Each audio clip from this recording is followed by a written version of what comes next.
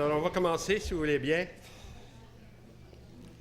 Alors, comme vous savez, vous êtes ici au milieu d'une série de conférences et dans les trois premières, nous avions traité de ce que je serais tenté de considérer comme des espèces de stéréotypes. Hein. C'est-à-dire qu'on a vu donc les représentations des religieuses par Plamondon, ensuite des habitants, en fait, de l'homme attaché à la terre là, par Suzon Côté. Évidemment, troisième figure, la figure de l'Indien. Et en fait, il s'agit de figures identitaires. Hein. Vous comprenez que pendant très longtemps, au fond, les Québécois d'une autre génération se sont identifiés aux valeurs représentées par ces personnages et aussi au destin, hein, qui était symbolisé par le dernier d'entre eux. Valeurs religieuses, aussi attachement à la terre, et le problème du destin, évidemment, c'est le problème de la survivance. Hein. Alors, de même que les Indiens ont disparu, peut-être que nous aussi disparaîtrons. Vous vous souvenez de ce texte de Plamondon, enfin, Plamondon, c'est ce que j'ai imaginé, mais enfin, il y a un texte non signé qui avait paru à l'époque et dans lequel il évoquait justement cette possibilité d'avoir le même sort que les Hurons, de disparaître aussi. Hein. Les artistes qu'on aborde aujourd'hui, Pelland et Bordua, ne sont pas heureux dans ce genre de catégorie-là, comme vous pouvez imaginer. Ils ont besoin d'autres valeurs et surtout d'envisager le destin du Québec d'une autre façon. Hein. Pas simplement de survivre, mais de vivre un peu, de faire autre chose. Hein. Et ils en ont contre ces valeurs anciennes, si on veut, parce qu'à leur avis, ça l'a, au fond, bloqué le Québec dans son aspiration à coïncider avec ce qu'ils appelaient, eux, en fait, la pensée universelle. Hein. Alors, les valeurs religieuses étaient vues comme des valeurs passées. Il y avait aussi cette fameuse, ce dicton qu'on disait « la langue gardienne de la foi », c'est-à-dire qu'on s'intéressait à la survie de la langue française, mais uniquement parce qu'elle nous divisait des protestants qui parlent anglais. Vous aviez aussi alors toute une série de coutumes rurales qui est restée dans l'expression québécois pure laine. Je ne sais pas pourquoi pure laine, ça pourrait être pur coton, pur tout ce qu'on voudra. Mais en fait, de toute façon, ça fait allusion à cet attachement-là au monde rural. Et finalement, ce destin qui est uniquement défini par rapport au passé. Hein, quand vous définissez votre destin comme la survivance, vous vous définissez uniquement par rapport à un passé, à notre maître le passé, pour citer le chanoine Groulx, qui avait intitulé un de ses livres célèbres de cette façon-là. Alors, ce qui arrive, c'est ce que le regretté Marcel Rioux disait, c'est qu'on entre tout d'un coup, à partir des années 40, dans ce qu'il a appelé l'idéologie de rattrapage. C'est-à-dire qu'on a l'impression d'être, à cause de ces vieilles valeurs, on est resté en retard sur l'évolution de la pensée universelle et on sent le besoin de rattraper le mouvement. Hein. Ça va se traduire de façon très concrète, cette chose-là, en particulier pour Pelland, qui, évidemment, quand on parle de rattrapage à l'époque, la vérité est à l'Est. Hein, c'est Paris qui est comme la pointe, et c'est ça qu'on veut rattraper. C'est ce qui se passe à Paris qu'on veut rattraper. Alors, Pelland, on va appliquer ça tel quel. Il va passer 14 ans de sa vie après ses études brillantes là, à l'École des beaux-arts de Québec. Il obtient une bourse, une des premières, d'ailleurs, du gouvernement provincial à l'époque, et il part pour Paris, et il va rester là jusqu'à la guerre, en fait, jusqu'en 1940, absorbant comme une éponge avec tous les courants possibles, imaginables. En fait, Pelland, dans ce sens-là, était tout à fait exemplaire. C'est pas du tout quelqu'un... Je suis en train de lire en ce moment le journal de Raoul Duguay, qui est un peintre sympathique, tout ça. Mais si vous lisez ça, vous allez voir, c'est extraordinaire. Ce bonhomme-là est passé 10 ans à Paris, en visitant les églises, en allant communier tous les matins, etc. Un bon garçon, mais il n'a rien vu de ce qui se passait pendant la période qui était là. Il mentionne aucun peintre important. Il est encore attaché à Millet. Il parle de Monet comme un peintre moderne, etc. Alors, on dit, c'était l'époque où il y avait les surréalistes, où il y avait Picasso, Miro, etc. Ils ne sont jamais nommés dans son journal, etc. Alors, dans ce sens-là, Pelland est exactement l'opposé.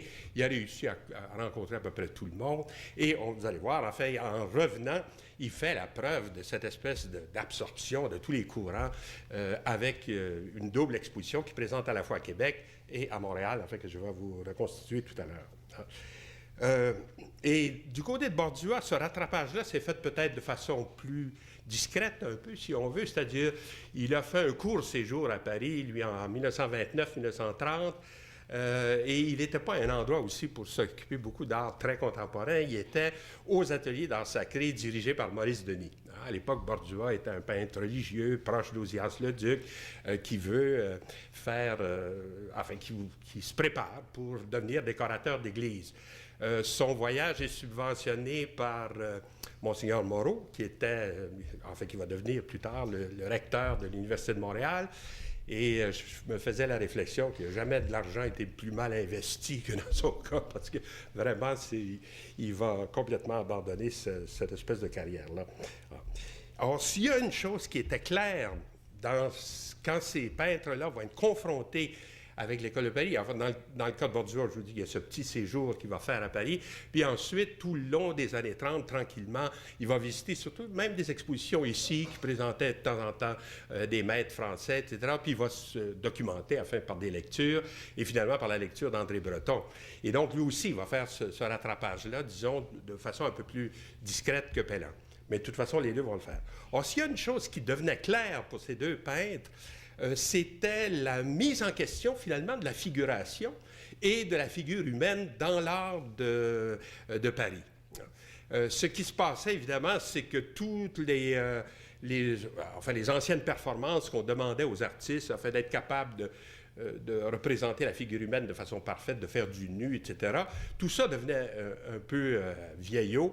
Et d'ailleurs, on appelait ce genre de performance-là, on appelait ça une performance de type académique. Enfin, même les nus qu'on faisait dans les écoles d'art, c'était des académies. Enfin, on appelait ça comme ça. Et là, évidemment, les peintres de l'École de Paris ont commencé à vouloir se détacher de ça et donc mettre en question cette idée de la figure humaine telle qu'on la concevait là, dans les écoles des beaux-arts d'Europe. Et nos deux peintres ont été, en fait, tout à fait éduqués dans cette veine-là, puisque, d'ailleurs, je ne vous dis pas qui a fait quoi, c'est assez intéressant de voir que ces deux dessins-là pourraient être faits ou par l'un ou par l'autre. Hein. Celui de gauche, en fait, est fait par Pellan, et c'est une copie du bras du Moïse de Michel-Ange. Alors, tu sais, à faute de faire tout le bonhomme, on a fait son coude et sa main, alors tout ça, et tandis que c'est un Apollon de Belvédère, là, fait par Bordua, à droite. Alors, les deux, un à l'École des beaux-arts de Québec et l'autre à l'École des beaux-arts de Montréal, sont soumis à ce type d'éducation académique qui était fait d'ailleurs. Vous comprenez bien qu'on n'avait pas le vrai Moïse de Michel-Ange dans les salles. On avait des plâtres qui donnaient encore plus de rigidité à ce genre d'exercice parce que ces plâtres-là étaient froids. Alors on jouait avec des éclairages ou des choses comme ça pour pouvoir rendre ça. Ce que, évidemment, il y avait derrière cette conception-là des académies, c'était que la perfection avait déjà été atteinte. Hein. Elle avait été atteinte dans l'Antiquité. Puis, ça avait été repris à la Renaissance. Alors, tout ce qu'on avait à faire, c'est de répéter continuellement les performances de nos devanciers. Et donc, il n'est pas question beaucoup d'innover dans ce genre de caractère-là. Et quand Rioux appelait aussi la période qui a précédé cette idéologie de rattrapage, l'idéologie de conservation, hein, tout à l'heure je parlais de survivance, mais en fait c'est un peu ça, de conserver les vieilles valeurs, enfin, encore et à cri, enfin, tant qu'on pouvait, on pouvait dire que ça s'accommodait assez bien d'un enseignement de type académique dans lequel la meilleure performance est celle de répéter ce que les anciens ont fait. Hein. Alors, dès qu'évidemment vous voulez innover, il faut mettre ça en question.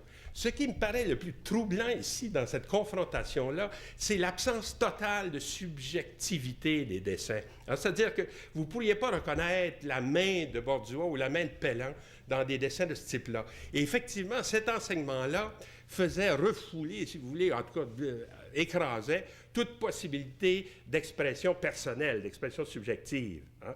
Alors qu'évidemment, ceux qui vont rencontrer à Paris, c'est exactement l'inverse. L'importance du moi, l'importance du sujet, ou ce qu'on appelait le tempérament, une personnalité, en fait, tous ces thèmes-là, si vous voulez, qu'on mettait en avant, c'est-à-dire le sujet. Ici, au nom de l'objectivité, si on veut, on écrasait complètement le sujet.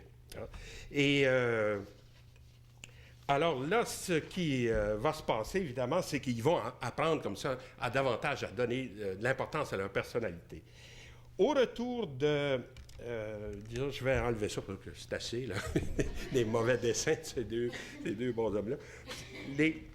Au retour de Paris, le premier qui fait la démonstration de ce côté subjectif, si vous voulez, de l'art, c'est Pelland. Je dis le premier, d'abord d'une façon chronologique, puis aussi par la force de son... Il fait une exposition qui répète d'ailleurs, en fait, qui est la même exposition à peu près, en fait, qui est présentée d'abord à Québec, qui est sa ville natale. En fait, alors, il a raconté comment les tableaux qui étaient accrochés dans le musée du Québec à l'époque n'avaient pas été beaucoup bougés. Il dit, quand on a enlevé les vieux tableaux qui étaient là, ça faisait comme des cernes. Tu sais, quand vous laissez un tableau très longtemps sur un mur, et alors quand vous l'enlevez, d'un coup, vous voyez en blanc ou vous voyez la tapisserie plus foncée derrière le tableau parce qu'elle a été protégée. Alors, il dit, ça faisait une drôle d'accrochage parce qu'on voyait, ces tableaux ne correspondaient pas toujours exactement aux endroits. Alors, on voyait de temps en temps comme ça des espèces de rectangles un peu partout sur le fond. Et ensuite, il a présenté son exposition ici même, en fait, dans la partie plus ancienne du musée, à Montréal. Hein. Là, je voulais juste pour... Alors, l'effet choc de cette exposition ici sur la critique en particulier est absolument... incroyable. En fait, les gens n'avaient jamais vu rien de pareil. On avait une exposition beaucoup d'œuvres, hein, au-delà d'une centaine d'œuvres, et très colorées, puis avec toutes sortes de styles, etc. Alors, les gens n'en viennent pas. Alors, je vous cite quelques journalistes du temps, qui sont d'ailleurs, en fait, nos premiers critiques d'art, si on veut. Le premier, Jean-Charles Harvey, hein, que certains d'entre vous connaissent peut-être. Là. Il était... journaliste au jour, et il écrit ceci. Pelland a exposé plusieurs abstractions. Vous voyez, c'est une des premières fois qu'on emploie le mot pour désigner des peintures aussi, en 1940. Ici, des abstractions, là, c'était pas fréquent. Et alors, il ajoute d'autres diront surréalistes, comme si les deux termes étaient synonymes. En fait, c'est vraiment pas la même chose, mais en tout cas, mais peu importe, dit-il. Le jeu des couleurs dans ces toiles nous charme malgré nous. On ne comprend pas. Est-il nécessaire de comprendre? Alors, c'est déjà le début d'un discours un peu formel, si on veut, sur l'art, qu'on voit chez ce monsieur Harvey. Marcel Parizeau, qui est l'oncle de notre ancien premier ministre du Québec, qui était un architecte, écrivait ceci. « Il est pour l'instant la vedette sur qui convergent en faisceau les regards curieux, éblouis, ahuris, sceptiques, satisfaits ou choqués, qui acceptent ou refusent. Jamais on n'a osé accrocher des recherches aussi libres. » Ah, c'est donc, encore là, l'affirmation très, très forte. Le peintre Jacques de Thenancourt, lui, dit « Pour la première fois, un peintre, à nous, forçait l'indolence des esprits et imposait la réflexion sur l'art pictural. » Et tant qu'à Maurice Gagnon, mon cher père, alors là, il s'est dit tyrannique, vous allez voir le style du paternel. « Enfin, Pelland, avec une envergure propre à lui seul, nous apporte la joie créatrice. Avant lui, nous ne savions guère la grandeur d'engendrer des êtres pour le plaisir insatiable des yeux. Nous étions toute incertitude, et lui atteste catégoriquement. Nous étions romantisme et imitation quand il est invention et science claire. Nous cherchions en dehors de la peinture et dans l'historiette et l'anecdote quand il est la peinture. » Ah, c'est difficile d'être plus. Alors, je me suis demandé, est-ce qu'il y a moyen de reconstituer cette exposition merveilleuse qui avait eu tant d'effets? Et en réalité, on peut faire en partie l'exercice. C'est-à-dire, c'est ça que je vais essayer de faire aujourd'hui, de vous montrer un petit peu de reconstituer un peu cette exposition-là grâce à une série de photos d'accrochage tout à fait étonnantes, faites par un photographe qui s'appelait Henri Paul, qui est décédé. À chaque fois que je montre ces choses, je me demande toujours si un de ses descendants est dans la salle. Enfin, j'imagine qu'il doit avoir des archives photographiques absolument formidables. Et alors, ça représente donc l'exposition telle qu'elle s'est passée à Montréal. Alors ici, vous voyez Pelland devant deux de ses tableaux. Et ce que je vais faire, je vais vous montrer ces photos-là à gauche et à droite, en fait, les tableaux, dans la mesure où on les connaît. En fait, presque la plupart ont pu être retrouvés. En fait, ils sont, disons, en général bien identifiés. Ils appartiennent à des collections, souvent d'ailleurs, comme celui-ci, à la collection du musée ici. Alors donc, ils ne sont pas... Alors c'est un tableau qui s'appelle « Les pensées ». Vous voyez Alors, je n'ai pas mon petit marqueur, mais en tout cas, de toute façon, vous le voyez, dans le vase qui est au centre, là, vous avez deux petites fleurs là, qui pourraient être qualifiées comme ça. Et il est vaguement daté avant 1940, forcément, puisqu'il est montré en 1940, donc il faut qu'il soit un peu avant. Et on ne sait pas exactement. Et comme je vous dis, il appartient maintenant au Musée des Beaux-Arts. Vous voyez Pellan jeune, un peu inquiet. Il est devant ses tableaux, il attend le public. Et l'autre petit tableau qui est à côté de lui, c'est une femme au peignoir rose. C'est un tableau de 1931. Celui-là, il est bien daté. Et alors quand on demande à Pellan, qui c'est ça, toutes ces femmes que vous avez faites à l'époque? Oh, j'ai dit, des blondes. Apparemment, il y avait beaucoup d'activités pendant cette période. 14 ans à Paris, ça déniaise habituellement. Sauf si vous allez à l'église tous les matins. Alors, il y a souvent comme ça il faisait des remarques de ce type-là. Alors, cela appartient par contre à une collection particulière. Hein. Autre photo d'accrochage où vous le voyez ici, Pellan, en conversation avec un journaliste du temps qui s'appelle Charles Doyon. Et Doyon est un journaliste assez formidable. En fait, il a pris beaucoup pour l'art moderne à l'époque. Il a fait aussi des articles très courageux.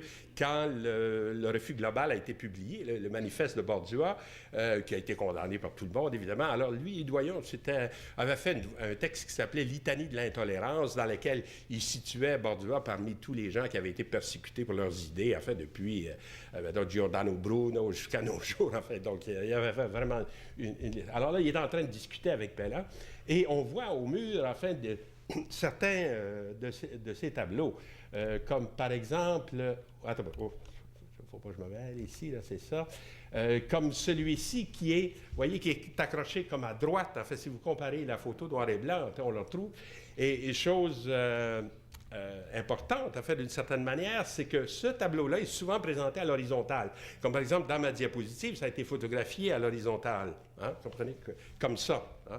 Alors que là, au contraire, la photo d'accrochage avec Pellan à côté, donc il devait savoir comment son tableau devait être présenté, il le met à la verticale. Hein? Alors, on ne peut pas se fier uniquement des fois à la signature du peintre pour décider comment ça va. Souvent, un document de ce type-là est très, très important.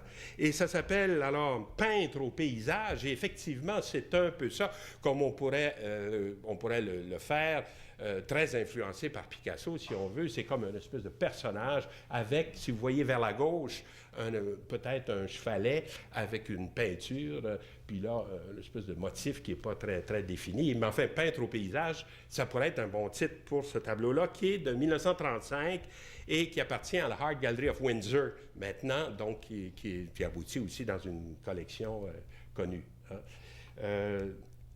Après ça, je vais montrer. Ah oui, ici, alors là, donc, Henri Paul continue toujours ses photos d'accrochage. Il passe d'un mur à l'autre, puis photographie. Alors, vous voyez ici à gauche, le petit tableau qui est là. Là, je vous le représente à droite en couleur. Il s'appelle Les Tulipes. Et c'est un tableau qui est au Musée du Québec maintenant.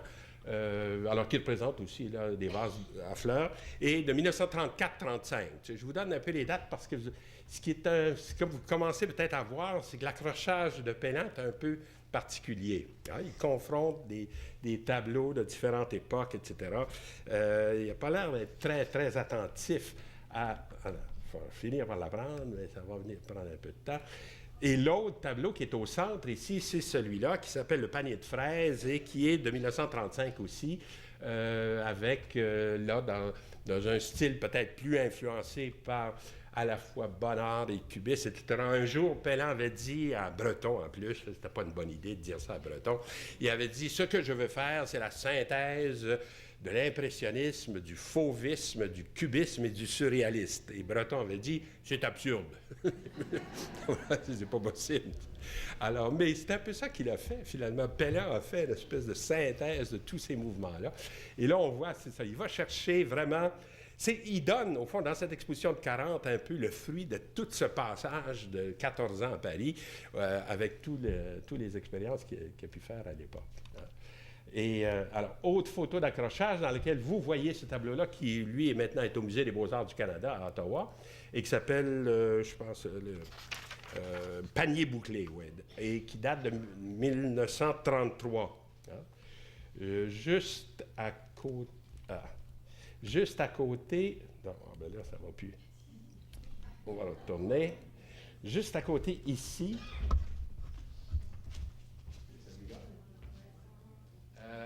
vous avez un petit tableau derrière qui s'appelle Les Fraises et qui est un peu drôlement signé, si vous voyez dans le coin là-bas.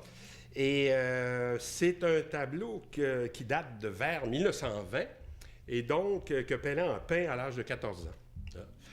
Et alors ça, évidemment, c'est très certainement une copie d'une image qu'il a dû trouver dans un livre. Je ne sais pas, en fait, on n'a pas retrouvé la source encore, mais on va finir par la retrouver. Et c'est certainement une copie, mais d'un autre côté, c'est déjà ses couleurs. Hein. C'est étonnant. À 14 ans, l'opposition entre le bleu et le rouge, là, vous la retrouvez souvent chez Pellan, en fait. Et là, ce qui est intéressant aussi, c'est la confrontation des tableaux. C'est qu'il met, vous voyez, à droite, vous avez un tableau figuratif. Au centre, vous avez un tableau beaucoup plus d'esprit, plus cubiste, synthétique. Puis à côté, il met ce petit tableau-là d'enfance, en fait, qui est un tableau de jeunesse. Hein. Et finalement, je vais tomber dessus. Vous avez un autre blonde, celle-là, on connaît son nom, Mademoiselle Geneviève Thirault, T-I-R-O-T, autour de 34-35. Alors vraiment dans un seul mur, puis si j'avais les autres, probablement que je pourrais vous continuer cette confrontation-là. Les tableaux se sont accrochés sans tenir compte d'une espèce d'évolution, si on veut, hein, comme on commencerait avec les plus anciens pour venir vers les plus modernes. Hein. Et là, après, je pense que j'ai, c'est des tableaux. Ah oui, ça, c'est presque le même coin. Regardez, si je reviens en arrière, remarquez à gauche ici le tableau qui est là, à gauche de l'image. Là, le photographe s'est déplacé un peu. Puis là, il le met au centre de son image. Hein? C'est vraiment comme on fait le coin. On suit vraiment, à travers les photos d'Henri Paul, on suit vraiment l'accrochage. Là, j'ai hâte de voir ce que je vais vous montrer en parallèle parce que je ne suis pas du tout sûr que c'est le même tableau. Je pensais que celui qui était à gauche, là, qui avait l'air d'un livre, avec une pipe, là, pouvait être le même, mais ce n'est pas la même chose. Excellent, vous avez gagné le jeu des 7 erreurs. Hein? T'as pas trop dur, ce fois-là. C'est un peu évident. Mais c'est ça qu'on essaye de faire. Hein? On part des tableaux qu'on connaît, puis on essaye de reconstituer comme ça l'exposition. Et là, on ne peut pas le faire. Celui qui est au centre, je le connais, mais je n'ai pas de diapositive couleur de ça. Ça s'appelle Pensée de boule. Là aussi, c'est un drôle de titre, en fait. Puis c'est peut-être un des plus abstraits de la représentation. Et vous avez un visiteur tout à fait un peu de bon sens, un peu assis, alors qu'il est en train d'examiner les tableaux. Il n'y a pas beaucoup de visiteurs aussi, hein? Ça vous frappe peut-être. Hein? Dans les photos, il n'y a pas beaucoup de monde. Les vernissages ne sont pas courus. Quand j'avais des étudiants qui me parlaient du choc sur le public au Québec, bien, je dis le public, il n'y en avait pas beaucoup. Tu sais, peut-être... il y a peut-être eu un choc, mais ça a été tellement fort qu'ils ne sont même pas venus. Hein? En tout cas, il y avait... Alors, et là, regardez, ça, c'est d'autres tableaux qui étaient présentés aussi à cette même rétrospective, mais là, sans pouvoir reconstruire. Ça, c'est un magnifique tableau, en fait, des fruits au compotier, là, qui est tout à fait dans l'esprit cubiste, là, comme on pouvait l'avoir. Et finalement, ce tableau qui s'appelle Au clair de lune, dans lequel vous avez deux personnages, en fait, qui se font face avec la grande lune jaune derrière eux, et qui ont les yeux qui tournent un peu. En fait, ils ont l'air d'avoir un peu les yeux un peu d'amoureux, en fait, d'une certaine façon. Alors, ça aussi, c'est un tableau, disons, de 1937 et qui est au Musée des Beaux-Arts du Canada, maintenant à Ottawa. Ah. Il resterait un à vous montrer encore. Les cerises, en fait, qui est un peu semblable à celui que je vous montrais avant, le panier de fraises, un peu dans le même esprit. Alors, et ça aussi, c'est un tableau mal daté, enfin avant 1940, forcément, et qui appartient à une collection particulière ici à Montréal. Vous aviez aussi dans cette même exposition des fusains, c'est-à-dire des dessins faits par Pellan. Cette photo-là est assez touchante puisqu'il s'agit de Hertel, vous savez, ce jésuite qui va finalement quitter les Saints-Ordres et qui s'appelait, en fait, dans le temps, le père Rodolphe Dubé, SJ, qui était professeur au Collège Brébeuf et qui vient avec ses étudiants, vas-tu visiter les expositions de peinture. Quand il va dire des choses un peu trop étonnante pour les révérends pères. Il va être, finalement mis en quarantaine. Enfin, on va l'envoyer ce qu'il va appeler son exil à Sudbury. J'espère qu'il n'y a pas trop de monde de Sudbury ici, mais il a dû trouver ça un peu pénible, le fait d'être près des mines là-haut. Et finalement, il a abandonné la soutane. Il est devenu François Hertel. Il a vécu longtemps à Paris. Et ces étudiants-là qui sont avec lui, il y en a quelques-uns qui vont devenir célèbres, comme Pierre-Éliott Trudeau ou d'autres, et qui vont finir par aussi s'associer au groupe d'étudiants qui visitent Bordua. Dans les années 40, là, Bordua recevait les gens à son atelier et les élèves d'Hertel, quand Hertel part pour Sudbury, il les confie à Bordua. Alors, quelques-uns de ça. Et là, on pourrait voir en parallèle, en fait, c'est à peu près les mêmes dessins que Rémy Paul a photographié ensuite tout seul. C'est une série une cinquantaine de dessins comme ça qui montrent en même temps une espèce de maîtrise de Pelland, en fait, de la figuration. Il n'y a rien à son épreuve. Vous voyez, il fait un peu de tous les styles. Alors, ce qu'on pouvait voir donc à cette exposition, c'est donc le fruit de ces 14 années de contact avec les avant-gardes parisiennes. Il avait quitté le Québec pour 14 ans, comme je vous disais. Enfin, il était, avec Omer Parent, le premier boursier de la province de Québec, et il avait quitté le 4 août 1926, et il était revenu à cause de la guerre. En 1940, évidemment, il n'était pas question de rester là plus longtemps. Et ce qui m'a le plus surpris récemment, c'est justement ce fameux accrochage de Pelland. Qu'est-ce que ça signifie, cette idée de mettre des tableaux de différentes époques comme ça, par affinité peut-être de couleur, de forme, ou simplement, un grand tableau, il m'en faut deux petits à côté. Tu sais, on a l'impression que c'est pas du tout fait dans l'esprit, par exemple, d'un classement chronologique, où on montrait les tableaux anciens, les tableaux plus récents, puis finalement les derniers tableaux. Comme souvent on fait dans les expositions, enfin, où les peintres ont l'air de vouloir dire qu'il y a un progrès. Dans ils montrent des choses académiques qu'ils ont fait au départ, puis tout d'un coup, ils nous montrent les dernières choses qui sont abstraites. Chez Pelland, au contraire, l'accrochage n'est pas fait du tout dans cet esprit-là. Et au fond, je me dis, qu'est-ce que ça signifie? Pourquoi? C'est que pour Pelland, à ce moment-là, l'importance, c'est que c'est du Pelland. C'est une personne qui s'exprime, que ce soit figuratif ou pas, que ce soit plus ou moins abstrait, c'est un tempérament, c'est une personnalité, et c'est le genre de choc qu'il veut faire. C'est-à-dire, et c'est une chose qu'il a appris évidemment à Paris, ça. C'est cette idée que la notion de progrès en art, c'est pas très important, et qu'au fond, ce qu'il faut, c'est finalement avoir son style, et que vous fassiez de la figuration ou de la non-figuration, qu'on le retrouve. On retrouve vos couleurs, on retrouve votre façon de voir, on retrouve une personne, on trouve un sujet. Alors, on voit le chemin parcouru, évidemment, quand je vous montrais son bras de Michel-Ange au début, qui était au fond la négation complète du sujet. Là, au contraire, ce qu'il affirme de façon haut et fort, et ça a été efficace, puisque, comme je vous disais, les journalistes ne tarissaient pas d'éloges, il affirme haut et fort, c'est une personnalité. Alors, je pense que c'est ça qui est le sens de la chose. Et quand, revenant au Québec, il fait ce qu'on a appelé une incartade figurative. Germain Lefebvre emploie ce mot-là. C'est un ancien étudiant à moi, là, je peux le chicaner un peu. Il revient donc au Québec et là, il fait une série de paysages et aussi de portraits d'enfants qui ont été évidemment un peu surprenants après avoir vu l'exposition. Mais comprenez que c'est surprenant surtout si vous tenez à cette idée de progrès. Si vous tenez à cette idée que les derniers tableaux doivent être plus abstraits et les premiers doivent être plus figuratifs, évidemment, là, on peut parler d'une espèce de retour en arrière, de retour à la figuration, et accuser Pelland de ne pas continuer dans la même veine, de ne pas être toujours un peintre d'avant-garde. Mais si vous placez au contraire dans ce que je crois être sa position, c'est-à-dire cette idée que ce qui est important, c'est un tempérament de peintre, c'est une personnalité qui doit s'affirmer. Qu'il fasse de la figuration ou pas, ça n'a aucune espèce d'importance. En tout cas, de toute manière, peut-être qu'il a pensé ça, mais c'est pas ça qui s'est passé. Évidemment, vous allez voir avec la réaction critique à ce genre de tableau-là.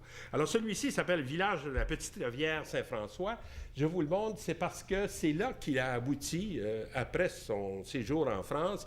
Il rencontre donc Jean Palardy et Jory Smith, qui vivent ensemble, en fait, qui sont deux peintres, enfin, parce que Palardy, à ce moment-là, faisait de la peinture, et ils viennent d'acquérir une maison de campagne dans ce village, et ils disent à Pelland, pourquoi tu ne viendrais pas passer l'été avec nous? Enfin, bon. Et Pelland, qui a son exposition à Québec, enfin, pas loin du comté de Charlevoix, là, il part avec eux, puis il passe l'été là. Et il va revenir, surtout en 41, il va faire 2 étés, 40 et 41, avec les Palardy et Smith, et il va revenir avec des tableaux, enfin, comme celui-là, ou alors des tableaux plus figuratifs, comme par exemple...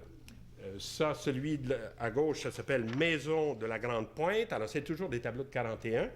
Et à droite, ce que je vous présente, c'est un tableau qui s'appelle Enfants de la Grande Pointe. Alors, non seulement on a des paysages, mais on a aussi tout d'un coup la réapparition de figures, enfin, de figures humaines peintes de façon réaliste, enfin, à peu près. Bon, il y a toujours la couleur de Pelland, il y a toujours les façons intéressantes de placer ces personnages. Et si vous les regardez un petit peu, ces enfants-là, ils ont l'air un peu mal fichus. Hein? Ou ils sont arriérés, ou je ne sais pas ce qu'ils ont. Enfin, ils n'ont pas l'air vraiment dans leur assiette. Et effectivement, dans cette région, si vous êtes allé à Baie-Saint-Paul, vous avez peut-être vu comme moi une immense boîte de sœurs, là, des franciscaines, etc. Ici, il y avait des orphelinats énormes. Vous savez que la politique nataliste des ecclésiastiques québécois du temps était absolument démente. Hein, il fallait la revanche des berceaux, il fallait faire bien des bébés. Et alors, ça mourait en couche, etc. En tout cas, c'est une affaire horrible, toute cette histoire-là. Et là, donc, des orphelinats, il y en avait beaucoup, et les enfants étaient recueillis comme ça. Donc, on a l'impression, vous allez voir, dans les portraits d'enfants, oui, c'est de la misère, c'est des gens qui vivent de façon très précaire. Parce que ce fameux comté de Charlevoix, qui est comme un endroit de passage, de villégiature pour les touristes, pour ceux qui y vivent, ça, c'est tout autre chose. Et alors, Pelland a probablement un peu senti ça, et on le retrouve dans ces tableaux, en fait, de cette chose-là. Alors, par exemple, en fait, ces deux tableaux qui représentent des fillettes de la même région, une fillette en rouge ici en 41 et l'autre fillette aux lunettes en 41 également, qui appartiennent toutes les deux à des collections particulières. Si vous regardez aussi cet enfant, surtout à droite avec sa paire de lunettes, etc., on voit qu'ils ont l'air un peu rachitiques, un peu avec des difficultés comme ça. Hein? Alors, Pelland va exposer ces tableaux-là un petit peu plus tard, en décembre, en revenant donc de ses vacances à l'été 41. Et donc, en décembre, il va exposer ça dans son atelier, et ces tableaux-là ne passeront pas inaperçus, hein, comme vous imaginez bien. Et je vais vous lire juste courts extraits des critiques du temps, et c'est intéressant de voir comment les gens réagissent. Comme par exemple, enfin, le Marcel Parizeau, que je citais tout à l'heure, il regarde ça, puis il dit un peu, bon, par ses œuvres plus récentes, Pelland se rapproche, mais sans concéder. Hein? Il se rapproche du public, il veut dire, mais sans concession. Alors, pas sûr de ça. Est-ce que Pelland fait des concessions à son public? Hein? Il s'offre à la compréhension, mais il reste étonnant. Hein? Alors, il s'offre à la compréhension, c'est-à-dire il vient vers le public, mais il reste étonnant, il reste difficile un peu. Charles Doyon, il reprend un peu la même idée. Lui, il dit les gens qui poussaient des hauts cris à son exposition précédente, enfin, où il s'était plein d'abstractions, des choses qu'on ne comprenait pas, puis il est fou, n'importe qui est capable d'en faire du pareil. Enfin, vous imaginez tout le discours, là. Alors, il dit il parle maintenant d'heureux rapprochements. Hein? Pelland révélerait ainsi, toujours d'après Doyon, sa découverte d'une communication nouvelle qui continue d'une autre façon les promesses qu'il avait réalisées au début de sa révélation au pays. Alors, ce que ces deux journalistes-là, ce sur quoi ils insistent, c'est sur la continuité de l'œuvre de Pelland. Pour eux, c'est très important, ça. Qu'il n'y a pas de rupture, qu'il n'est pas en train de revenir en arrière, puis de renier toute la peinture plus difficile qu'il a fait avant, en fait. Hein? Pour eux, c'est très, très important, ça. Puis, il y a un autre critique qui est peut-être moins futé, là, qui s'appelle, oh mon Dieu, j'espère qu'il n'est pas ici dans la salle non plus, Lucien Desbiens, il ne devrait pas le nommer, après ce que j'ai dit. Mettons un critique plus conventionnel, il dit Pelland s'humanise et se rapproche un peu du commun des mortels, peut-être simplement par concession à la température du milieu auquel il a dû se réadapter. Hein? Alors évidemment, là, ce qui est le problème, c'est ça. C'est si ce type de discours-là commence à se multiplier, ça veut dire que l'humanisme est dans la figuration, vous comprenez, hein? Alors à ce moment-là, toute tentative moderne est déshumanisante. Alors là, les deux autres critiques vont chicaner Pellan là-dessus. Ils vont dire, hey, fais attention avec ça, là, ils vont commencer à nous faire des tableaux figuratifs quand on a réussi à faire un tel impact sur le public. Il faut que tu continues dans la même veine. Alors, j'ai l'impression que Pellan a dû être surpris de cette réaction-là. Et beaucoup plus tard, il a tenté, mais à mon sens, c'est une explication après coup, c'est-à-dire que ce n'est pas du tout ce qu'il avait vécu sur le moment. Mais beaucoup plus tard, quand Germain Lefebvre faisait son livre, il l'a interviewé, en fait, il a rencontré Pellan, puis il l'a fait parler, et il lui a demandé, en fait, qu'est-ce que c'est que vous vouliez faire avec ces tableaux figuratifs des années 40-41. Alors, Pellan aurait dit ceci. « J'avais un but très bien précis en me rendant là-bas. J'y allais pour travailler, mais la campagne était si belle et mes hôtes si charmants que les premières semaines s'écoulèrent sans que j'aie ouvert ma boîte à couleurs. Nous faisions de longues promenades, nous causions, nous prenions du soleil et je n'arrivais pas à me décider. Puis, au cours des 2 dernières semaines, je passais à l'action et brossais toute une série de petites toiles, des paysages des environs et aussi des portraits de fillettes du voisinage qui venaient rendre visite au Ballardier. C'était là mon projet secret. À l'époque, ma production courante était plutôt moderne. Mais je m'étais rendu compte du fossé qui nous séparait, mes collègues et moi, du public, et je voulais, en montrant aux gens qu'il m'était également possible de faire de la peinture réaliste, opérer une sorte de rapprochement. J'étais sincère. Quand quelqu'un dit « j'étais sincère », habituellement, il faut poser la question. J'ai l'impression que c'est une explication après coup. C'est beaucoup de bonté, hein, de vouloir faire de la pédagogie comme ça au public, de ramener en arrière son œuvre. Non, je pense que si on revient à mon hypothèse de départ, qui était celle de l'affirmation d'une personnalité qui rend à ce moment-là, indifférente, le passage de la figuration à la non-figuration et vice-versa, si on veut. Je pense que c'est ça qu'il a dû penser faire. Mais après coup, vu la réaction, il s'est dit, peut-être qu'on pourrait dire que j'ai voulu magnanimement m'occuper de l'éducation de la province de Québec. Mais en tout cas, ça, je ne suis pas sûr du tout. Chez Bordua, aussi, on assiste à un retour à la figuration. C'est peut-être moins connu, mais je vais essayer de vous montrer un peu comment ça s'est passé. En 1942, on avait l'impression que Bordua était passé à l'abstraction complètement, définitivement. Hein? À partir de 1942, il n'y a plus de doute pour personne. C'est l'époque de la fameuse exposition des gouaches de 1942, que d'ailleurs, à l'époque, on appelait souvent abstraction. Mais il semble que Bordua, lui, les appelait juste d'un numéro 1, 2, 3, 4, qui est aussi une façon, évidemment, d'insister là-dessus. Hein? Et il y a tout d'un coup, de façon surprenante, en 1945 et 1946, ça dure un peu de temps, un retour à la figuration. Je vais vous montrer les tableaux de Bordua, qui sont donc une surprise en 1945-1946. Hein. Et là, le problème que je me suis posé est le suivant, c'est que s'agit-il d'un épisode comparable à ce qu'on vient de voir chez Pellan? C'est-à-dire, est-ce qu'on pourrait dire que le retour à la figuration de 1945-1946 chez Bordua est de même nature que ce passage à Charlevoix là, de Pellan? Hein? Est-ce qu'il y a une comparaison à faire? Et si, avec évidemment cette différence que chez Bordua, ça serait fait un petit peu plus tard, ça serait fait 5 ou 6 ans après. Et bien sûr, peut-on les interpréter de la même façon? C'est-à-dire, est-ce que là aussi, on pourrait dire, c'est l'affirmation d'une personnalité, peu importe la figuration ou pas, enfin, on passe d'un côté ou l'autre. En fait, qu'en est-il de la figuration chez Bordua? Alors, je vais commencer, je vais vous montrer un petit peu, je vais vous faire refaire vite son évolution, disons, avec ici une petite pochade de 1929, donc faite à Paris, aux ateliers d'art sacré, qui montre qu'au départ, en fait, Bordua est tout à fait, en fait, dans le sens de la peinture figurative, certainement, puis même de la peinture religieuse, puisqu'il va à Paris pour apprendre à faire des tableaux d'église. Alors ici, c'est une annonciation au berger. Enfin, vous voyez les anges dans le ciel, puis le berger en bas, habillé comme un Saint Jean-Baptiste. Enfin, qui regarde, c'est une toute petite chose. Il ne faut pas imaginer ça comme un grand tableau, mais disons que ça représente assez bien le genre d'exercice qu'il pouvait faire en 1929 et 1930, là, quand il est à Paris.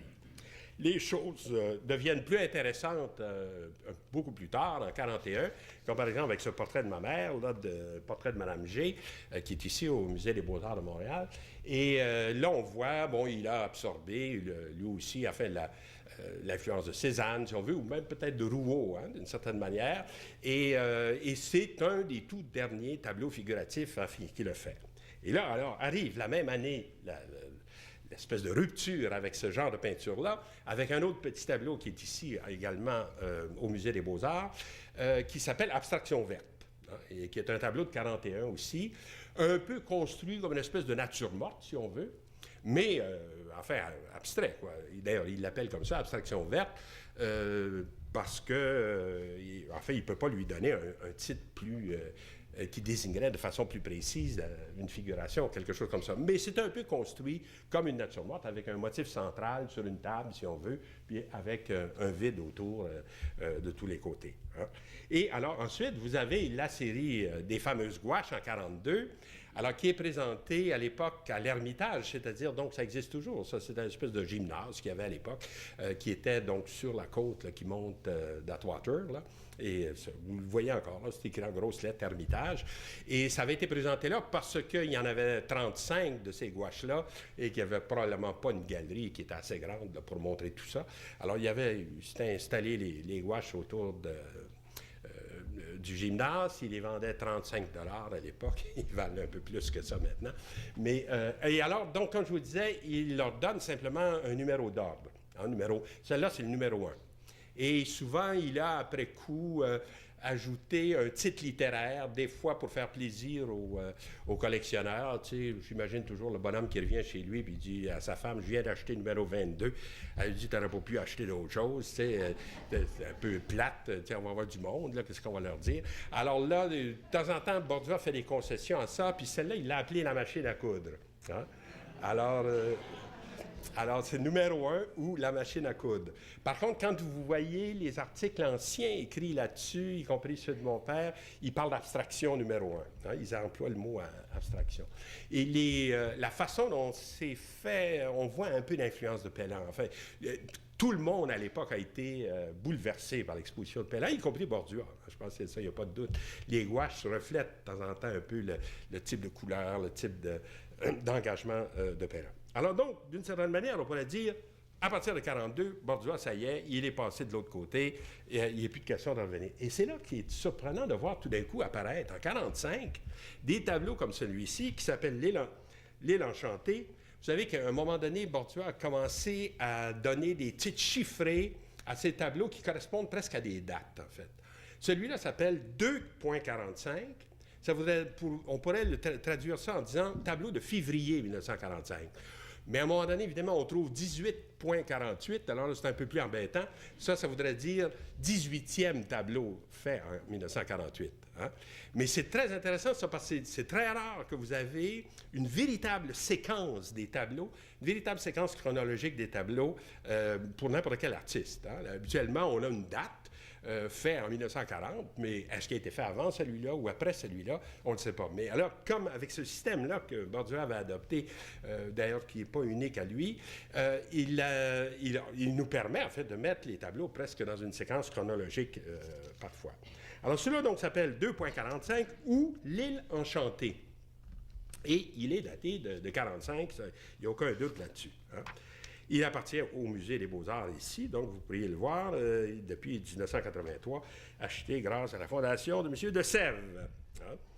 Et alors, donc, c'est un tableau qui représente l'île enchantée. On voit un peu ce qu'il veut dire. En fait, il y a une espèce de galet là, au centre, avec un personnage féminin à gauche, puis peut-être à droite, là, avec un petit peu plus d'imagination, vous allez en voir un autre, un peu échevelé, là, qui serait en gris pâle, si on veut, qui serait un personnage masculin, peut-être, à côté de ce... Alors, l'île enchantée, on voit de quel enchantement il s'agit, n'est-ce pas?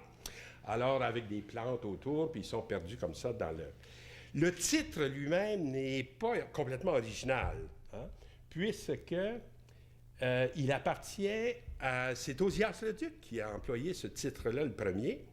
Je vous montre le tableau qui s'appelle comme ça, « Île enchantée », fait par Ozias Leduc, donc le maître de Bordua, celui qui a été son premier professeur d'art.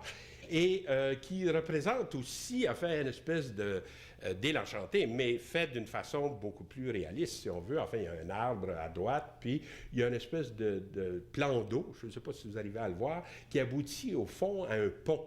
Et ça, donc, ça désigne certainement le Richelieu avec les îles. Hein? Et les îles du Richelieu étaient bien tentantes pour les jeunes du temps. On a amené une petite fille là-bas, puis on était sur l'île, c'était merveilleux, puis on revenait en chaloupe après, ça faisait...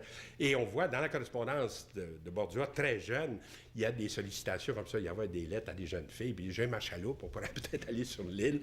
Alors, les enchantements, ils sont un peu clairs. D'ailleurs, Bordua a intitulé son tableau aussi, parce que souvent, ça arrive souvent chez Bordua, qu'il y a dans les papiers, on voit des hésitations sur les titres.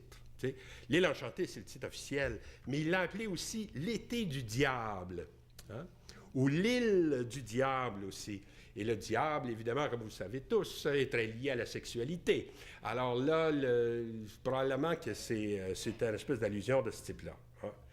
Dès qu'on touche le thème de l'île chez Bordua, on ne peut pas s'empêcher de penser à un autre tableau qui s'appelle l'île fortifiée et qui a été fait en 1941, celui-là. Alors, je fais exprès pour les mettre côte à côte. Vous avez donc à gauche un tableau de 45 et en 41, un tableau qui s'appelle l'île fortifiée, qui est de 41. Hein? C'est un étrange tableau, pas très convaincant, c'est pas du meilleur Bordua, c'est le moins qu'on puisse dire, qui représente une espèce de sphinx ou d'animal entouré par des formes qui l'enferment, si on veut, d'où peut-être cette idée de fortification ou de château dans lequel il y aurait cet animal qui serait pris. Hein? Et la chose que je pense qui est en train de se passer, c'est que des vieux thèmes que Bordua avait, disons, traités en 1941, reviennent en 1945, mais d'une autre façon. Hein? Comme ce qui était un peu occulte ou présenté sous forme purement symbolique, cette espèce de sphinx animal dans une île, enfermé dans une île, là maintenant s'affirmerait comme un contenu sexuel beaucoup plus évident. Hein? Alors comme si il faisait la propre analyse de ces tableaux anciens, enfin comme s'il révélait des contenus inconscients qui étaient dans les tableaux de 41, comme s'il les explicitait maintenant dans les tableaux de 45. Vous allez voir, je pense qu'on peut faire la preuve, enfin, ou la démonstration de ce type d'attitude dans quelques-uns de ces tableaux de cette époque-là. Il y en a un autre qui me semble tout à fait relié à celui-ci, qui s'appelle, lui, 545, donc qui est fait un petit peu après, ou le nu vert. Hein? Un tableau de 1945, donc aussi, et qui a appartenu dans le temps à la collection de Fernand Bonnet. Je ne sais pas où il est rendu maintenant, ce serait intéressant de le savoir. Et là où vous retrouvez, en effet, pourquoi je veux faire le rapport avec le tableau précédent, si vous regardez à droite du personnage, dans l'espèce de mer qui est là, on trouve notre petite île, hein, avec aussi les deux personnages un peu lubriques qu'on avait dans le tableau précédent. Hein. Alors, le nu vert semble avoir un certain rapport avec l'île enchantée. Et d'ailleurs, Bordua a donné encore un autre titre à l'île enchantée une fois. Il l'a appelé l'île rapprochée. Alors, par rapport à ce tableau-là, évidemment, ça a du bon sens. C'est que là, l'île est très loin et dans l'île enchantée, on se rapproche de l'île. Et je pense que c'est un titre qui a été donné après coup, hein, qui a été donné quand il a fait celui-là. Il a fait un rapport entre les deux. Hein. Bon, le personnage au centre, porte des fleurs un peu dans sa chevelure. Enfin, vous voyez les taches jaunes. Ça fait penser un petit peu à un autre tableau de Bordua de 41. Donc, on revient tout le temps avec de la production antérieure, qui serait un tableau qui est au Musée des Beaux-Arts du Canada maintenant et qui s'appelle la Tahitienne. Hein? Vous savez que Bordua, à un moment donné, a envisagé de quitter le Québec sur les pas de Gauguin et d'aller à Tahiti. Il a même écrit une lettre aux fonctionnaires là-bas qui lui ont répondu. Il a écrit aussi aux Nouvelles Hébrides. En fait, c'était vraiment courageux. Ils ont dit que si vous n'avez pas d'argent, venez pas ici. C'était assez clair. Alors, en gros, je te dis mieux, enfin, bien sûr. si monsieur n'a pas les moyens, bon, etc. Mais alors, il a compris, et donc, il n'est jamais parti. Mais c'était un peu, c'est une époque, au milieu des années 30, où il pensait, il n'y a pas d'espoir ici, c'est fini. Alors, ce qui en reste, en fait, c'est cette Tahitienne imaginaire qu'il a fait, avec lequel, donc, on peut faire une espèce de petit parallèle, au moins avec la tête du personnage de la femme verte ici. Hein? Vous avez aussi d'autres tableaux. Alors, c'est ça que ça invite à faire une espèce de retour en arrière tout le temps. Vous avez des tableaux dans lesquels on pourrait dire que la composition est un peu semblable. C'est-à-dire un personnage féminin au centre, au milieu ici des petits pommiers, là, en fait des fleurs. Ça s'appelle synthèse d'un paysage de Saint-Hilaire, c'est ce que vous voyez à droite là. Alors, c'est ça, je pense une de ses sœurs là, qui est au centre, et avec... la colline du Mont-Saint-Hilaire, mais un peu exagérée, là, puis les pommiers au premier plan, et des espèces d'ifs, on ne sait pas ce qu'ils font là, mais en tout cas, de toute façon, ça crée une petite composition très symétrique, un peu comme si vous revenez au univers, vous voyez, c'est un peu construit de la même façon, il y a un personnage féminin au centre, puis il y a deux éléments de chaque côté, puis finalement des montagnes dans le fond qui ferment la composition en haut. Hein. Mais où la confrontation avec des tableaux anciens est encore plus intéressante, c'est ici. C'est que, si vous remarquez, la femme verte porte une espèce de bouquet à la main de fleurs rouges qui sont fanées, hein, qui sont comme ça, qui sont envoyées vers le sol. Et au contraire, il avait fait, à son départ de Paris, il avait fait un tableau qui s'appelait « La jeune fille au bouquet ». Et si vous remarquez en arrière, est-ce qu'on le voit? Oui, tout à fait en haut, à gauche, il y a une voile là, qui s'en va. Hein? Et alors, c'est évidemment le jeune Bordua qui quitte les rives de la France et qui laisse une jeune fille au bouquet sur le bord de l'eau. Là. Hein? Ça doit être ça qui est le thème là, de cette histoire-là. D'ailleurs, dans Projection libérante, il parle de Lulu et compagnie. On n'a jamais trop su qui c'était, mais il y a certainement eu des Lulu et compagnie qu'il a rencontrés à Paris. Il était moins actif que Pellard, mais en fait, il n'était pas niaiseux non plus. OK. Alors là, vous avez donc, là aussi, en fait, d'une certaine manière, on pourrait dire, cette espèce de rapprochement avec un tableau encore plus ancien, puisqu'il date de 1931. Alors, c'est toujours la même hypothèse. Hein, ce que j'essaie de voir, c'est que ces tableaux de 45 sont comme des reprises de tableaux anciens, avec tout d'un coup l'explicitation, en fait, des contenus inconscients enfin, qu'il pouvait avoir dans les tableaux enfin, qu'il a fait en 31 ou en 41 ou des choses comme ça, dans lesquels il n'a certainement pas pensé à toutes ces implications-là. Mais là, reprenant ces thèmes-là en 45, il leur donne tout d'un coup une dimension plus psychanalytique, si on veut, enfin, une réflexion sur la sexualité souvent. Et là, d'ailleurs, si vous regardez la femme verte, elle tourne le dos à l'île enchantée, là. Hein. Elle regarde dans l'autre direction. Avec son autre main, elle semble écarter un rideau ou quelque chose, puisqu'on a une lumière jaune surnaturelle là, qui apparaît. Et alors, on pourrait dire, c'est presque le thème d'un espèce de conflit entre le bien et le mal, si on veut, entre l'interdit et le permis. Elle est là, donc, entre les deux mondes, ne choisissant pas. Enfin, on ne sait pas trop quelle option elle va prendre. Et ça ne serait pas du tout étonnant, disons, que ce type de réflexion-là puisse apparaître dans l'œuvre de Bordua en 1945. Hein. Vous allez voir un autre type de confrontation qu'on peut faire avec un autre tableau qui s'appelle La femme aux bijoux et qui est aussi de 1945 et ça s'appelle 345 ou La femme aux bijoux, donc qui est comme entre les deux, si on veut, qui a été faite à ce moment-là. Et il suit donc l'île enchantée, mais il précède le nu vert. En fait, c'est un tableau qui est entre les deux. Bon, ça représente une femme à demi masquée. Hein, vous voyez qu'elle porte un masque, on a un seul œil, d'une certaine façon. Ni une énorme bijou qui descend très, très bas, en fait, qui est presque au niveau du ventre, et qui tient un objet difficile à identifier à droite. Là, si vous remarquez, il y en a qui ont vu là une espèce de plante, d'autres ont vu une écharpe. Enfin, c'est difficile de voir exactement ce que c'est cet objet qui est sur la droite, là. Hein? Et là aussi, les parallèles avec des tableaux plus anciens sont intéressants. Comme par exemple, ça, c'est un portrait de Madame Bordua, qui a été fait en 1940 et qui, je pense, est toujours dans la... Est-ce qu'il est ici, ce tableau-là? Je ne me souviens pas. Je sais qu'à un moment donné, en tout cas, il a été longtemps chez Mme Bordua. Elle est assise dans une chaise qui avait été faite à l'école du meuble, à l'époque où Bordua enseignait. Et vous remarquez, à droite, il y a une espèce de plante aussi. Hein? Alors, c'est ça, je me suis demandé si ça ne nous donnait pas la clé un peu de ce motif bizarre là, qui est présenté là.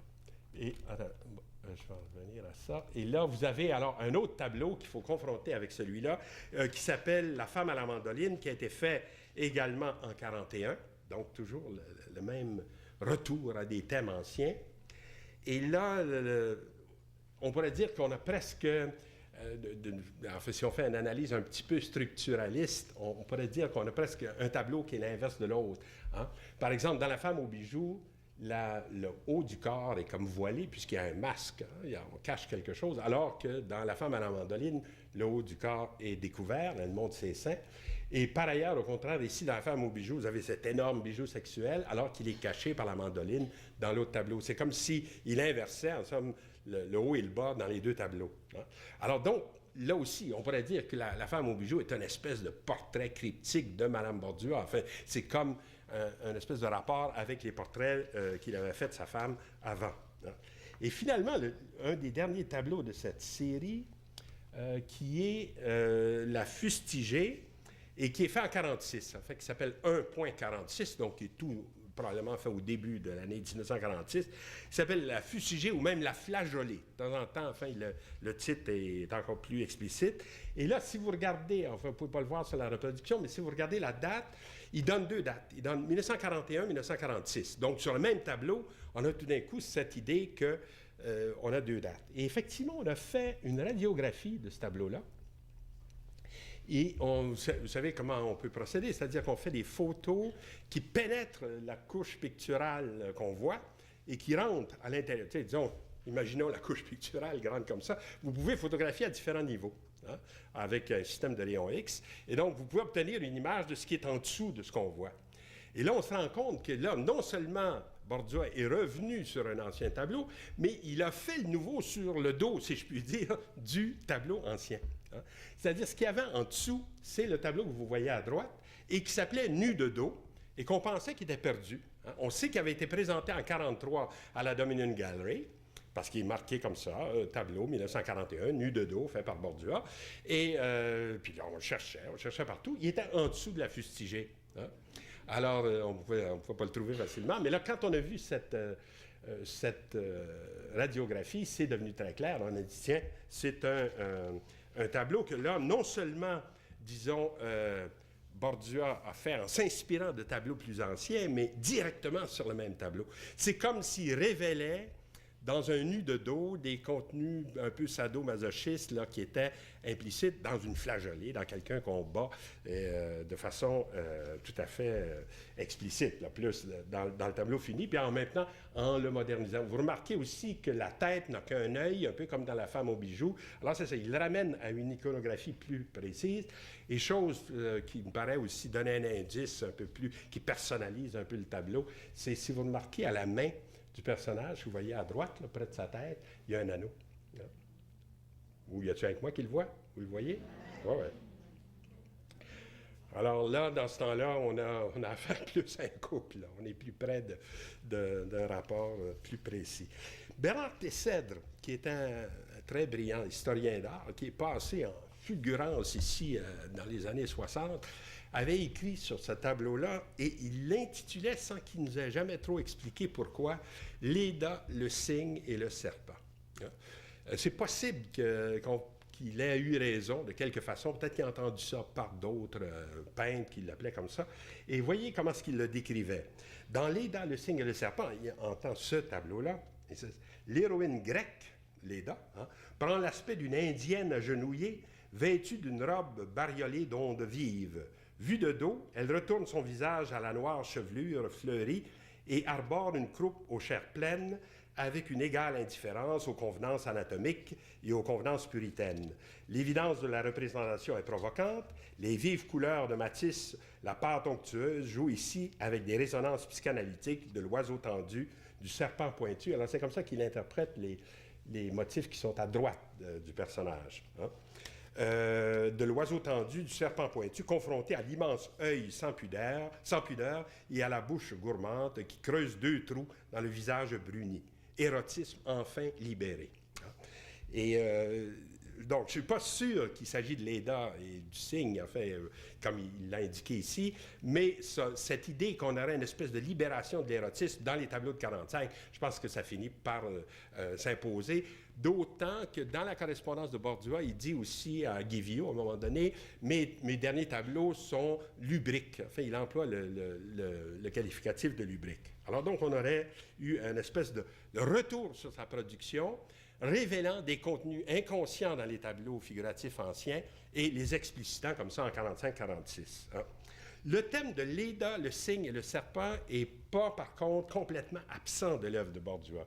Il y a un tableau de 43 qui s'intitule comme ça et qui, là, fait certainement allusion, d'une certaine façon, à la légende ancienne, puisque oui, je vais enlever ça, je voulais faire un parallèle. Puisque là, le titre est explicite, enfin, il n'y a aucun doute. Le tableau est au musée de Joliette, si jamais vous voulez le voir, et il n'est pas très grand, à peu près dans ces dimensions-là.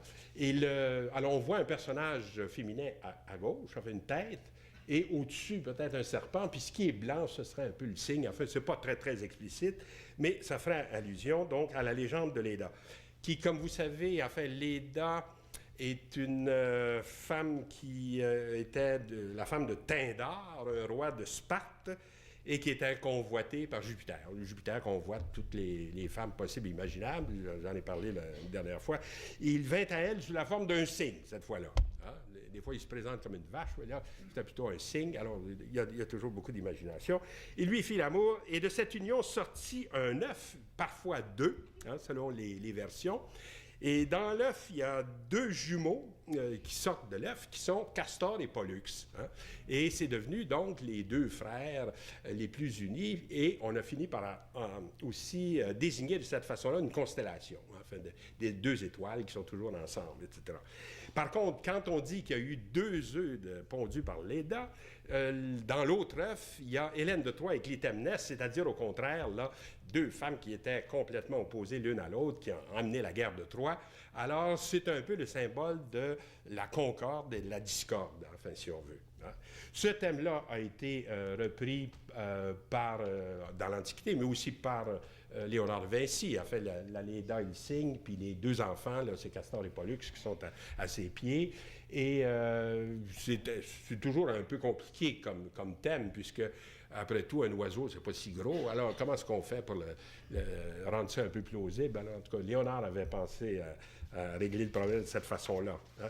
Ce qui est étonnant, c'est que ce thème-là, de Léda et le cygne, en fait, ça revient chez Bordua à plusieurs reprises. Il y a ce petit tableau-là de 43, mais il y en a d'autres qui sont mentionnés dans ces papiers qu'on n'a pas retrouvés, par contre, on ne sait pas ce que c'est. Mais il y en a au moins 2 ou 3 autres. Il y en a un en 45, il y en a un en 47, et il y en a un en 55, qui est certainement un tableau abstrait, parce qu'en 55, on est loin du retour à la figuration. Donc, c'est un thème qui a dû l'intéresser très longtemps, sur lequel il est revenu plusieurs fois. Et alors, on peut imaginer, enfin, c'est important de voir, en fait, quel est le lien avec sa façon de concevoir les rapports humains, etc. Disons, en introduisant comme ça le cygne et le serpent, Bordua ajoutait une chose qui n'est pas dans les légendes grecques, en fait. Mais il y a une espèce de gravure faite par Gauguin qui fait ça aussi. Et je me suis toujours demandé si Bordua connaissait ça ou au contraire, c'était un peu, ils sont arrivés au fond à la même conclusion. Alors vous avez, c'est une lithographie, enfin, qui a été faite à partir d'un dessin de Gauguin et qui montre donc une jeune fille qui est montée comme par un cygne, enfin, elle nous tourne le dos, alors le cygne est au premier plan. Et là, vous voyez près d'elle, enfin à gauche, les 2 petits canetons là, qui sont Castor et Pollux, évidemment, qui sont le résultat de cette union. Et au-dessus d'elle, il y a un serpent avec une branche d'olivier, en fait. Hein? Et même, on verrait aussi une pomme, mais enfin là, c'est pas facile à voir sur ma reproduction, qui serait ici. Mes canetons sont là, hein? Vous voyez? Et là, en haut, tout à fait, il y a ce serpent qui apparaît. Alors, Gauguin aussi a rapproché Léda, le cygne avec l'histoire de Ève et du serpent, évidemment. Hein. C'est comme si on transposait la légende antique dans une légende biblique, au fond. Hein. C'est comme si on mêlait les deux histoires un peu ensemble, et c'est très possible que, ou Bordua connaissait ça, puis a voulu faire un peu sa version à lui, ou est arrivé aux mêmes conclusions que Gauguin pour la même raison, c'est-à-dire les mêmes causes produisant des effets différents, mais analogues, si on veut. Hein. Alors, et là, au fond, ce que le thème disons, de Léda et du cygne suggère, c'est une espèce d'union de personnages très, très éloignés. Hein. Et alors, on sait que dans le couple Bordua, à l'époque, il y a un conflit, enfin, qui est important, qui tourne autour des valeurs religieuses, Madame Bordua étant plus attachée au catholicisme et Bordua de moins en moins avec le temps. Alors, plus on avance vers 1948, plus le couple est divisé. Et donc, d'une certaine manière, Léda et le cygne, c'est un peu aussi l'image de cet éloignement. Enfin, au lieu d'être une union entre deux personnes humaines, c'est une union entre un animal puis une personne. Alors, tu sais, on est comme divisé. Et effectivement, il y a une série de dessins anciens que Bordua a fait qui ne sont pas connus du tout et qui s'inspirent, enfin, d'une autre légende, mais qui va un peu dans le même sens, qui s'appelle Éloa. Hein?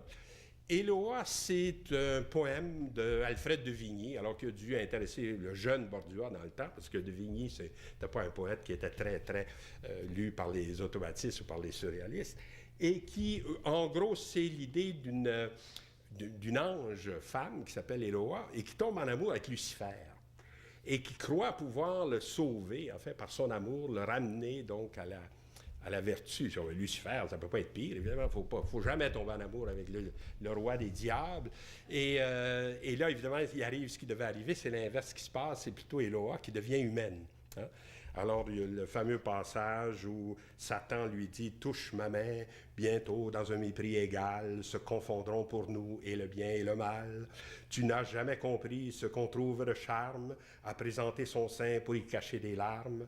Viens, il est une douleur que moi seul t'apprendrai. » Et elle répond « Je t'aime et je descends, mais que diront les cieux? » Hein? Alors, c'est le poème de Vigny. Ça continue comme ça sur des pages et des pages, mais ça a une vision très romantique des rapports de couple, mais aussi qui est un petit peu la façon dont le couple Bordua se voyait. Lui, le diable, évidemment, qui est inconvertissable, et elle est au contraire Éloa, qui essaye de se rapprocher de lui. Et au fond, donc, comme je disais, Léda et le cygne, c'est un peu l'idée d'un couple disparate. Alors là, on le voit peut-être très loin en arrière, un peu. Et ce dessin-là, comme d'ailleurs deux petites pochades dont j'ai simplement des photos noir et blanc, qu'il a fait à ce moment-là sur le même thème, c'est toujours Éloa et le diable qui est derrière elle, là, sont faits en 1935, c'est-à-dire à l'année même du mariage de Bordua avec Gabrielle. Ça coïncide dans le temps. Si on revient maintenant sur mes questions de départ, c'est-à-dire est-ce qu'on peut dire que ce retour à la figuration, ou mieux à sa figuration, chez Bordua, ont le même sens que chez Pellin? Et ma réponse est non. C'est-à-dire que chez Bordua, je pense qu'il conçoit ce petit retour à sa figuration comme une espèce d'approfondissement de ses tableaux antérieurs. Hein? Il les voit comme ça. C'est comme s'il cherchait des sens nouveaux à ce qu'il avait fait avant. Et donc, d'une certaine manière, c'est encore, il pourrait les voir aussi comme allant plus loin que sa production antérieure. Bien sûr, c'est figuratif, mais c'est comme s'il avait senti le besoin de vider cette question-là. Et si bien que, d'une certaine manière, on pourrait dire que chez Bordua, un accrochage comme vous aviez chez Pellin est inconcevable. Hein? D'ailleurs, Bordua n'a jamais fait des accrochages comme ça. Il a toujours fait des accrochages où on voit l'évolution du peintre. Hein? Par exemple, plus tard, il va mettre les tableaux des tableaux automatistes qui vont être suivis par les noirs et blancs, par exemple. Tu sais, il va montrer que, bon, il s'est détaché de sa vieille forme et il est devenu plus contemporain, il fait des tableaux différents. Et ça veut dire, donc, pour lui, l'idée de progrès, au contraire, est importante. Hein? L'idée de la progression d'un peintre, de l'évolution de son style est fondamentale. Alors que chez Pellin, vous avez vu, je pense que ce n'était pas. C'était plutôt l'affirmation d'une personnalité à travers toute son œuvre, qu'elle soit figurative ou pas. Chez Bordua, au contraire, il y a cette idée d'un avant-garde, si on veut. Il faut avancer, il faut aller plus loin, il faut faire des choses plus pointues qu'on avait fait avant.